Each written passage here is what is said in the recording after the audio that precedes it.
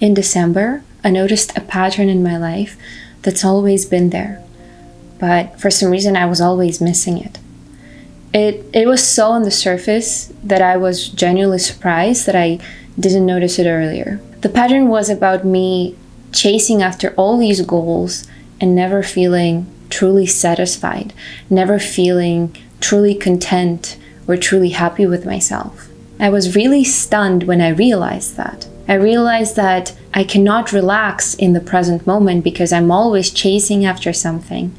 And whenever I achieve something, I experience this very brief moment of satisfaction. But that is always quickly forgotten, and my perfectionistic brain comes up with the next goal to chase after. It is also crazy that I've been tricking myself into thinking that after this next goal is achieved, after I have another achievement in my list of accomplishments, then I will feel good about myself, and then I will love myself and be happy. But that moment, for some reason, never comes. So that's the whole catch. This vicious cycle is never ending unless we end it. I thought I would feel content after going to an Ivy League school and getting an education from there. Or I thought I would feel content after working in the top architecture firm in the country. Or I thought I would feel content after getting my extraordinary ability green card approved. But none of those things made me feel content. I still felt like I wasn't enough. And if you resonate with everything that I'm saying, I'm sure you have your own list of accomplishments and you look at it and you still maybe don't feel the way you want to feel. Hi guys, my name is Paulina if this is your first time on my channel. And I really want to talk to you today about unconditional self-love. And I want to talk to you about the culture of never being enough and never having enough accomplishments. I feel like a lot of us live in this culture today, and a lot of us kind of like adopted this mindset. And that's why I think it's so important to talk about unconditional self-love. First, I would like to define the vicious cycle that I recognize in December. The vicious cycle consists of us setting a goal that we are excited about achieving, and then us working very hard towards that goal and criticizing ourselves if we are not there yet. And then we achieve the goal and we think that we can allow ourselves to be happy, but then we just instantly come up with the next goal that we haven't achieved yet, and we use that almost as a tool to self-punish or criticize ourselves because, oh, look at this, we haven't achieved the next goal yet. This cycle of never feeling enough, I think, stems from so many different factors, but some of the most prominent ones are social media and the culture of achievement, almost like it's a positive culture, but at the same time, it's bordering on like being toxic as well. I feel like we live at the time where it's so easy to see someone else's success. It's so easy to be exposed to someone else's accomplishments that sometimes it's almost like all you see is someone else's success, which I think can be very inspirational and motivational. And I don't want to say that it's necessarily a bad thing. But I feel like sometimes in all of this ubiquitous success of others, we start to almost like lose ourselves, and we start to feel like our achievements don't matter.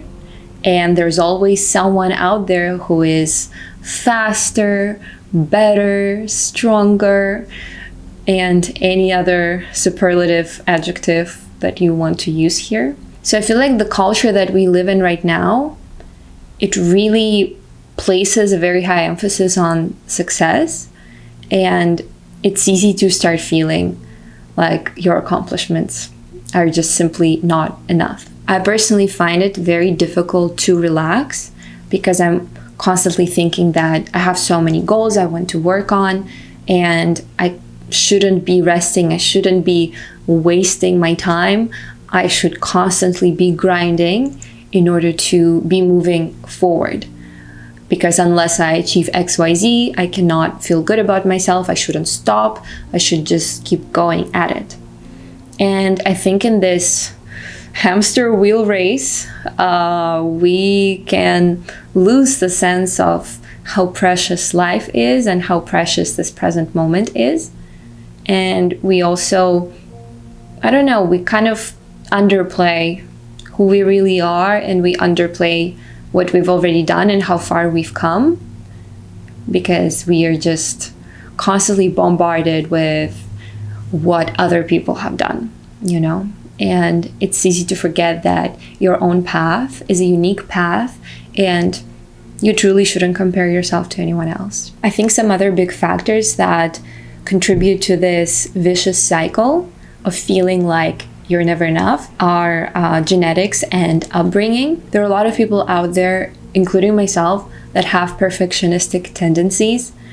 And so I think this whole combination of the culture and social media, and then maybe having some perfectionistic genetic tendencies, or maybe you were conditioned in your childhood that love wasn't unconditional. Love was actually based on the accomplishments or the grades that you brought back home from school, or how successful you were on your sports team. All of these things, they create a mixture of nature and nurture interaction. Yeah, I feel like with so many factors, it's just easy to again lose sight of what's important. And I think our happiness and our self-appreciation are some of the most important things that are not talked about as much and are usually like brushed over. If you think you have perfectionistic tendencies and you think that it might be contributing to your sense of never feeling enough, I really recommend this book. It's called Too Perfect, and it's by Alan Malinger and Jeanette DeWise. And it says, too perfect when being in control gets out of control. And it's a very short book, and I love this book. I think it gets directly to the point. And I think if you have some perfectionistic tendencies that create obstacles on your path to enjoying life, this book will help you recognize these patterns and will help you self-reflect. So I finally want to talk about unconditional self-love and how I think it is the ultimate remedy.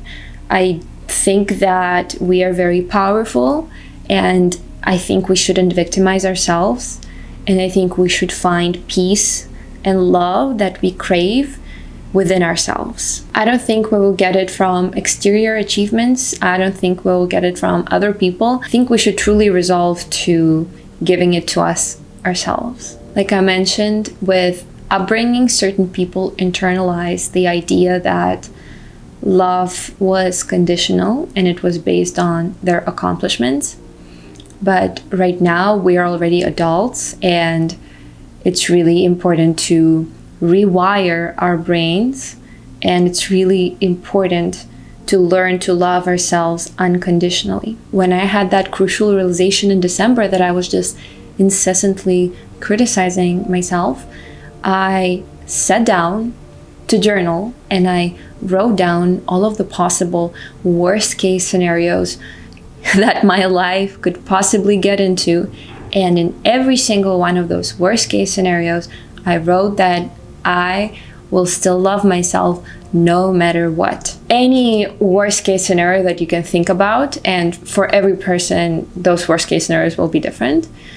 But I was just reassuring myself that no matter what happens in this lifetime, I will still be there for myself. I will still love myself and accept myself. I think we as adults, we have to give that feeling of security to ourselves. We have to become our biggest cheerleader, and we have to be compassionate towards ourselves. And like I said before, I don't think that the culture we currently live in promotes the feeling of self-love and self-acceptance. That's why I'm saying that we should take matters into our own hands and we should cultivate this kind of self-love ourselves without expecting it from an exterior source.